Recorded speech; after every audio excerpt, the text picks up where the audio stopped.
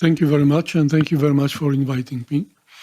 So let's start with electromagnetic hypersensitivity.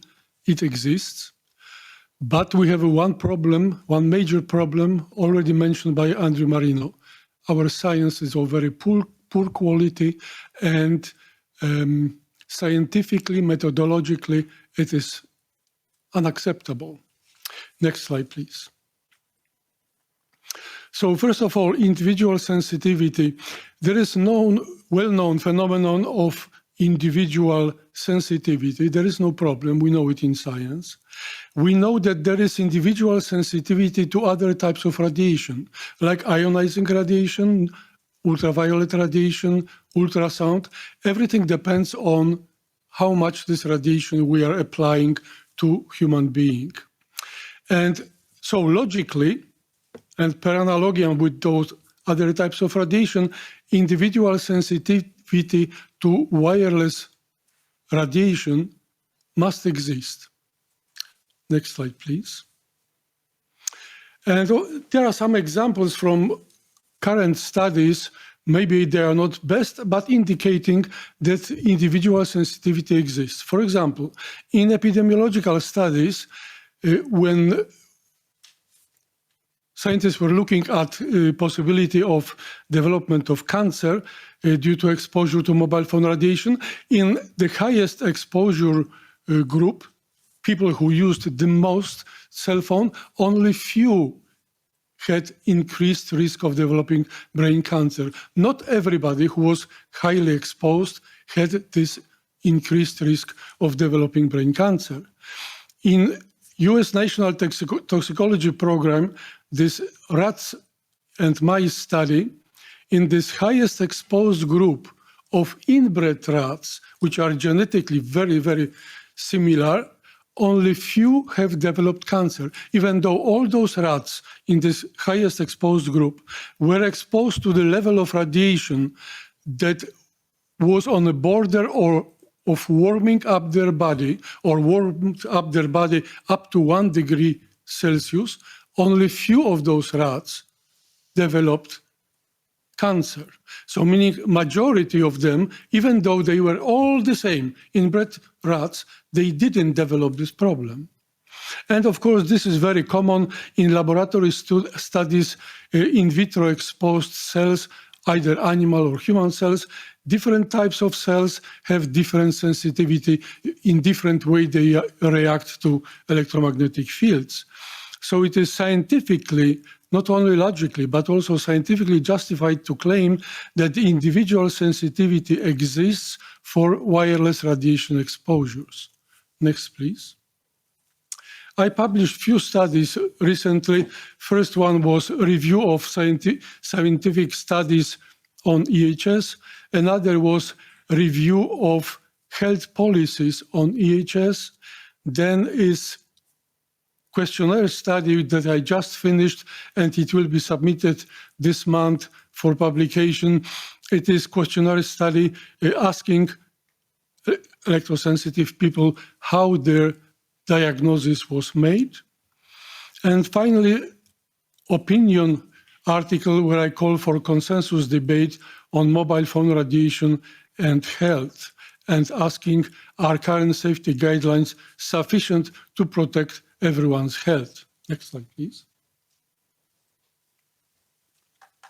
So in this first study, few conclusions from this review of EHS research to date. First of all, majority of the studies didn't find any link between EMF and EHS. But there are problems. EHS studies have examined solely acute exposure, so meaning people were exposed, and then they were during exposure or just after were asked what they feel. Some people complain that they can get symptoms much later, that it takes hours or even days. So these studies couldn't detect it. Another very big problem is scientists don't know whether EHS volunteers volunteering for this kind of studies have correct self-diagnosis of EHS, or whether the diagnosis is incorrect, and then this experimental group is contaminated with non-EHS persons. And when we have several non-EHS persons in such group, all this statistical analysis afterwards doesn't work. And we can think about extreme situation that none of those volunteers had really EHS, but they had something else causing their symptoms. So this is the problem, very big one. And then, of course, there are those phenomena of nocebo and placebo, which are, nocebo especially is being used to explain what is EHS, that it is just a psychological, mental problem. But those phenomena, nocebo and placebo, they indicate how our mind can affect our physiology. And therefore, it makes that studies on EHS, when we ask, how do you feel, are unreliable, because nocebo and placebo, they can affect, our mind can affect our physiology. How do we feel? And then, of course, this opinion that there is no causality link between EHS and EMF is unproven, because research data is of insufficient quality to prove this. And research should focus on finding biochemical markers for the diagnosis of EHS. Next slide, please. In second study, I looked at health policies around the world concerning EHS, and I analyzed in many organizations, many countries, lots of documents, and there is currently no effort to develop health policies for dealing with EHS, no matter what causes EHS. And national governments follow the opinions of WHO, ICNIRP, and ICS, and are not developing any practical health policy advisories for self-declared EHS sufferers, because there is, according to WHO, ICNIRP, and ICS, there is no connection between, no causality connection between EHS and EMF exposures. And symptoms experienced by self-declared EHS persons affect their well-being, and according to Constitution of the WHO, they are a health problem. So it is not only this, whether we can prove other health problems, just this affecting well-being by being worried and concerned about EHS by EHS people is enough to be defined as a health problem which should be taken care of. And independently of what causes EHS symptoms, this admitted health impairment should be dealt with globally by developing some uniform health policy around the world. Next slide. Then I know from my own experience dealing with EHS people that very many EHS persons claim or informed me that they have a physician diagnosis. Therefore, I thought, what if some physicians somewhere around the world, they know something or they have some better ideas, and maybe they have some knowledge that could be useful for studying of EHS. And I sent to volunteers questionnaire, and it shows, after analyzing this questionnaire, that currently it is not possible to medically diagnose any ailment as being the result of EMF exposures. And this so-called medical diagnosis of EHS are based solely on the anecdotal evidence presented by EHS persons. And some scientifically unsubstantiated tests used to claim to diagnose or detect EHS, they were never demonstrated to causally link EMF exposure with physiological symptoms of EHS. We have different markers being studied, and also in this questionnaire came up various markers that were analyzed.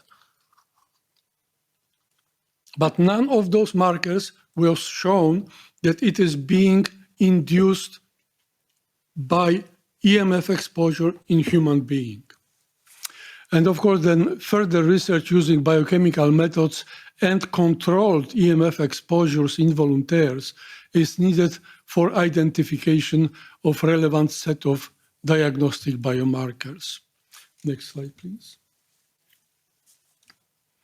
And then, of course, we have these opinions about EMF exposures and health effects that are, when you open Google and listen to what is said there are basically two opposing groups saying everything is being caused by EMF, nothing is being caused by EMF, and some people, like myself, in between. And so I recommended convening a roundtable debate that would assess the current status of the science on wireless radiation and health, including those diverse opinions on EHS, because they are.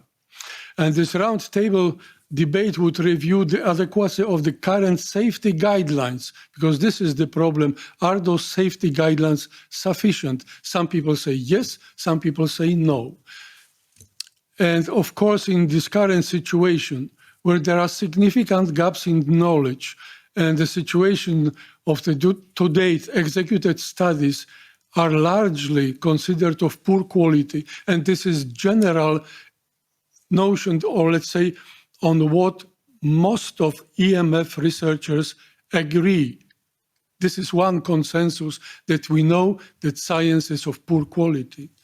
Then it would be reassuring if scientists with diverse, often opposing opinions would come together and debate this science and figure out in which direction we should go. Is it really nothing, or is there really something?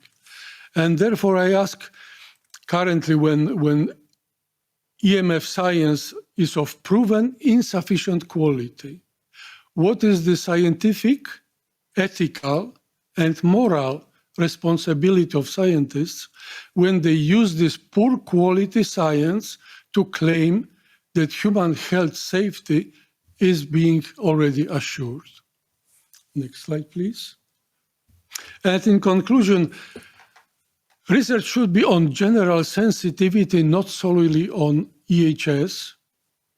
Research, EHS is nothing special from sensitivity. It is one of the symptoms of sensitivity or outcomes of different sensitivity. Research should focus on finding diagnostic biomarkers, of course. Varying sensitivity may lead to a variety of health-related effects, like cancer, like fertility changes, like neurological disorders, and like EHS in different people. Not every exposed person will become sensitive, and not every sensitive person will develop the same health problem. They will develop different health problems. And of course, this what is uncharted area completely is possibility of co-effects of EMF radiation and environmental pollutants, different chemicals which we encounter in our everyday life. We don't know about this almost anything. There is just handful of small animal studies showing that there can be co-influences of EMF and chemicals. Thank you.